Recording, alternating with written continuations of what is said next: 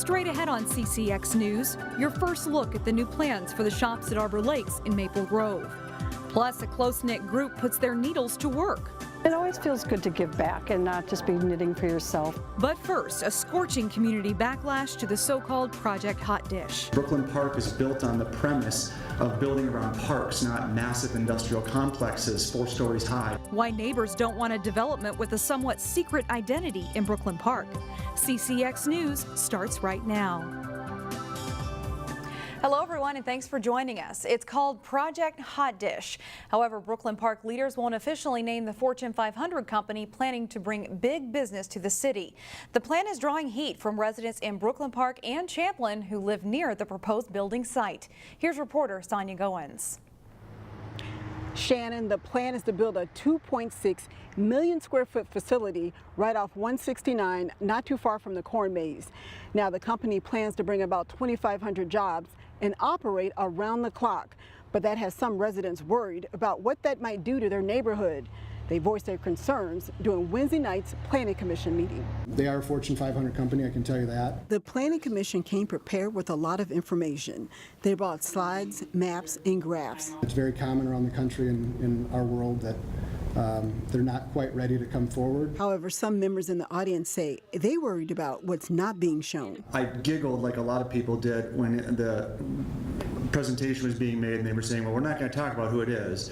Well, Amazon is posting their jobs right now for Brooklyn Park, so. Whoever the tenant is going to be, I hope they pay a pile of my taxes. Champlin Mayor Ryan Karasik and other officials from that city also raised red flags. Karasik brought up several issues, including what he calls a lack of transparency. For a project that is on our border and will certainly impact your neighboring community, we expected more. With little transparency, we are left to assume all of the worst case scenarios. The meeting took longer than expected and at times got emotional. I feel very deceived. I'm at this point kind of regretting moving here. Traffic and safety were also brought up, with the business operating 24/7. Given that this is a 24/7 operation, doing quick calculations, that's 1.5 trucks per 10 minutes, 24 hours a day. Having something at 55 decibels throughout the night doesn't sound that appealing. Others wondered what a tall building would do to the beauty of their neighborhoods. Our Sunset is now going to be a 70-foot tall building. It is not what we signed up for. And others were concerned that the building would impact their privacy. My home is 2 stories, this building is 4. Who's looking into my windows when me and my wife are doing married people things?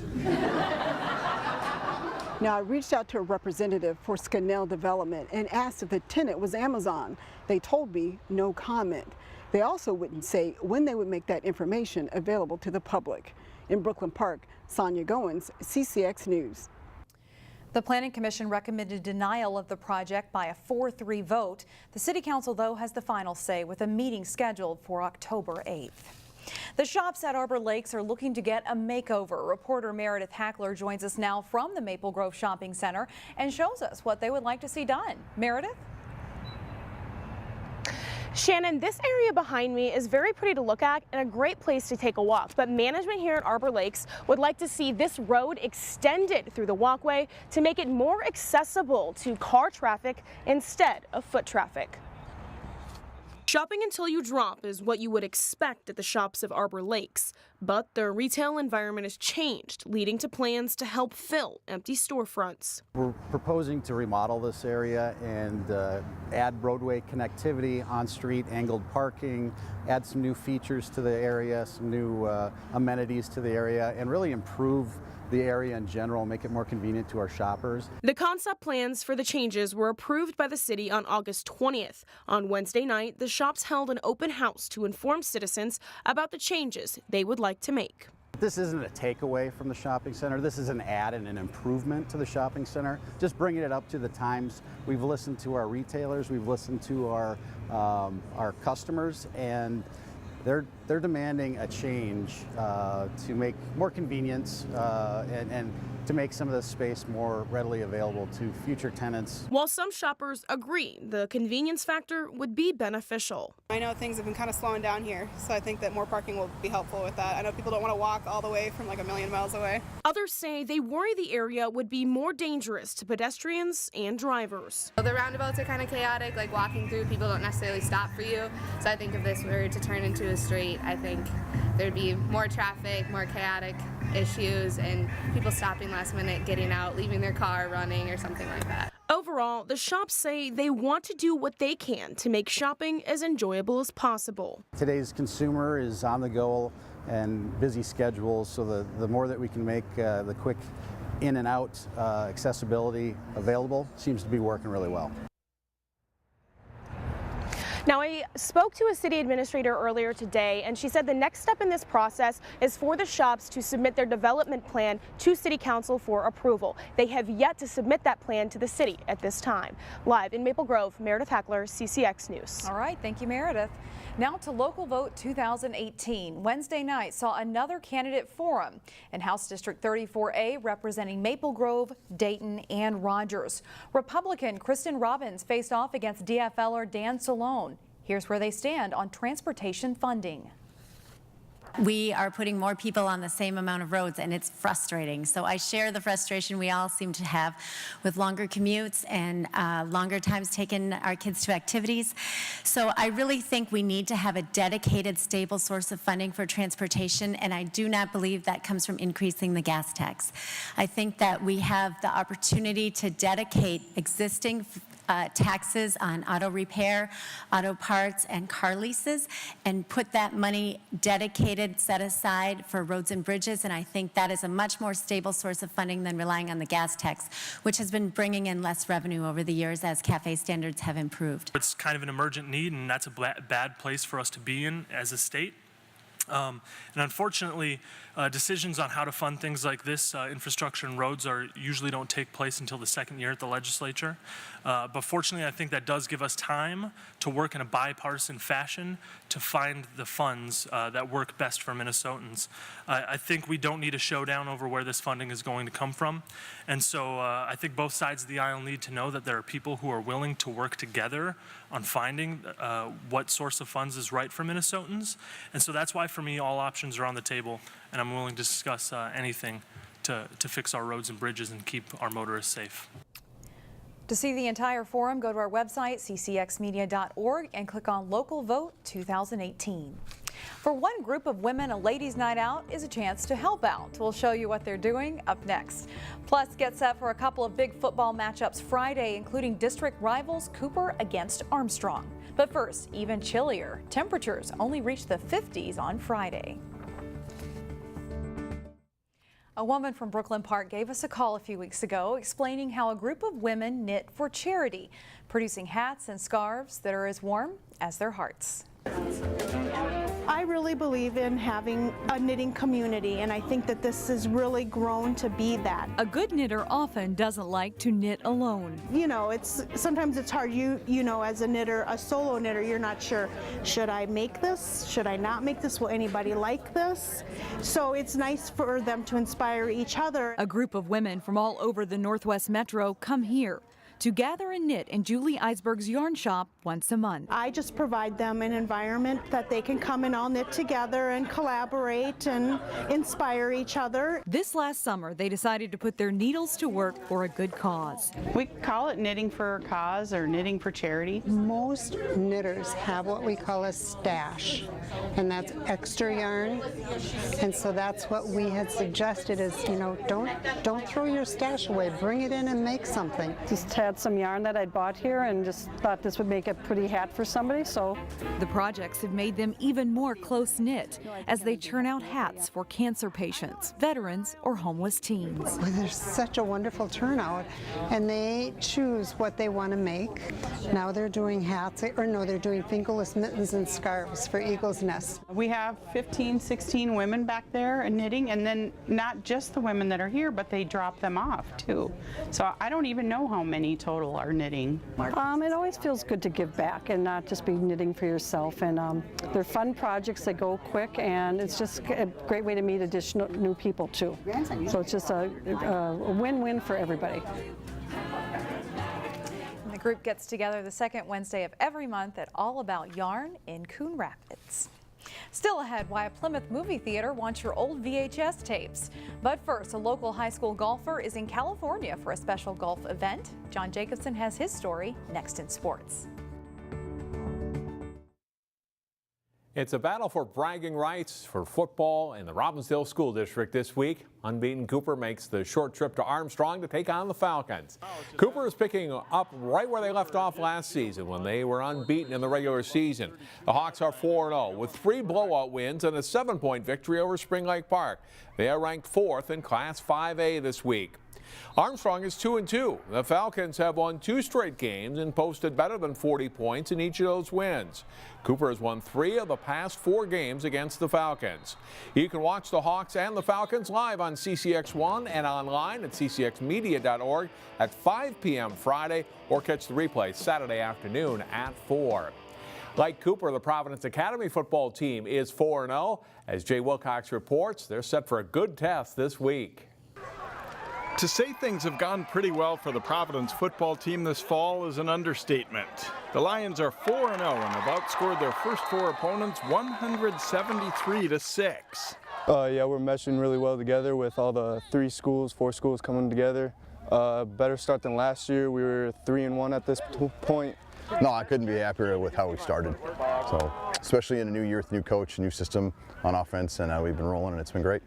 Along with a lights-out defense, the Lions are mixing an effective passing game. 6 touchdowns through the air, with a potent running game led by Jeff Ekior, who is averaging 10 yards per carry and has 10 rushing TDs.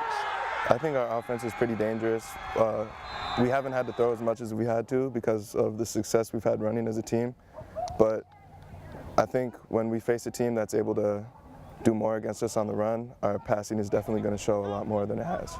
This week, Providence, which is a co-op with Maranatha, Heritage, and West Lutheran, should get its first big test.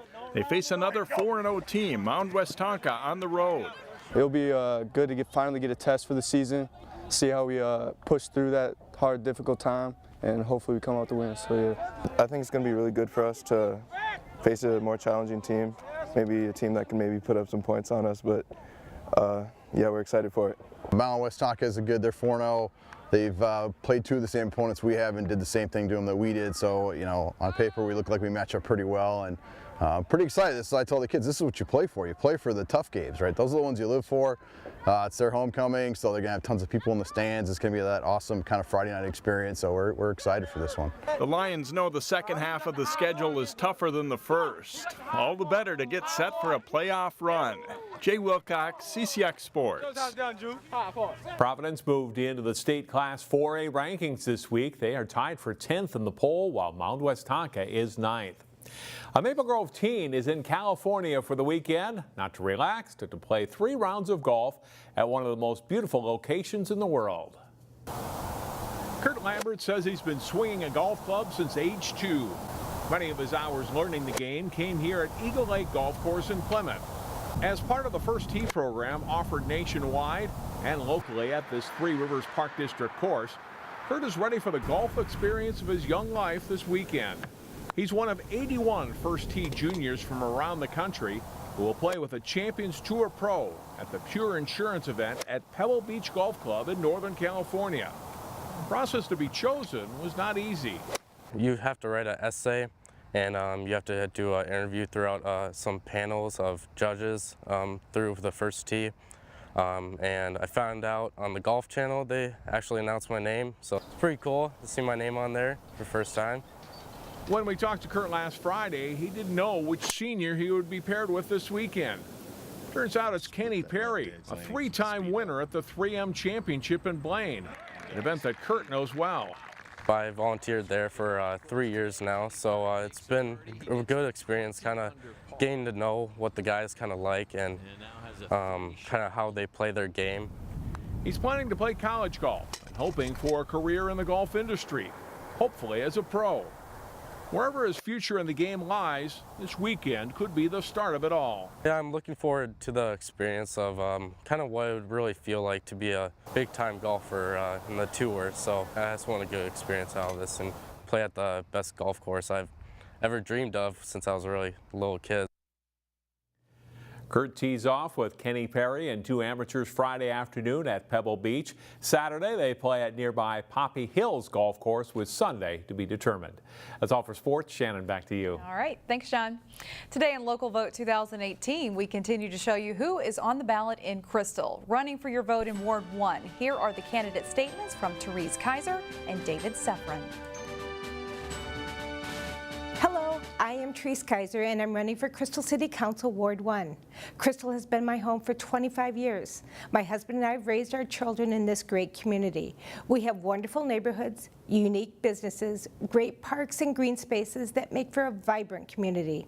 We have lots of good things going on here in Crystal. I would like to continue the revamping of our parks, encourage additional business development, and maintain a careful watch of our resources and tax dollars. As your council representative, I want to bring transparency and accessibility to the council, something that is currently lacking. I want to be your voice on the council. I'm excited about this opportunity, and I ask for your vote on November 6th. Thank you. Hello, I'm David Sefrin, and I'm asking for your vote for Crystal City Council in the November election. My family and I have lived in the Bassett Creek neighborhood for 29 years.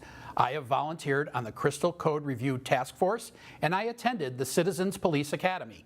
Both of these experiences taught me that citizen involvement is essential to effective government. Now I'm ready to give back to our wonderful community. The next chapter for Crystal is critical to building positive growth, strong neighborhoods, and a secure economic future. Friends and neighbors encouraged me to run for this open seat, and I'm here to represent you. The only endorsement I seek is from my neighbors in Ward 1.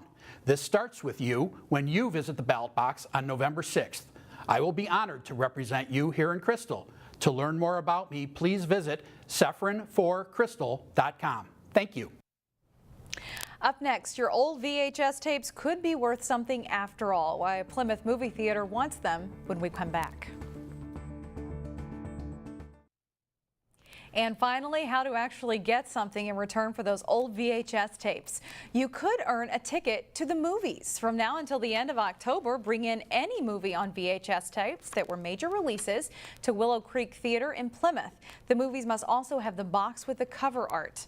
The theater group is using the VHS tapes in displays in the lobbies of remodeled theaters down in Waconia and over in East Bethel. If you have the tape and the cover art with the box, bring that on in. 5 points each, up to 100 points. And 100 points is good enough for a free ticket. So every box that you can bring in with 20 tapes, that's a free ticket and a free popcorn for you. Sounds like a good deal to me. You do have to be a member of the loyalty program to participate, but you can sign up if you are over the age of 13 for no cost. So get to looking. You can go to the movies. That's all the time we have for now. We'll see you again on Friday.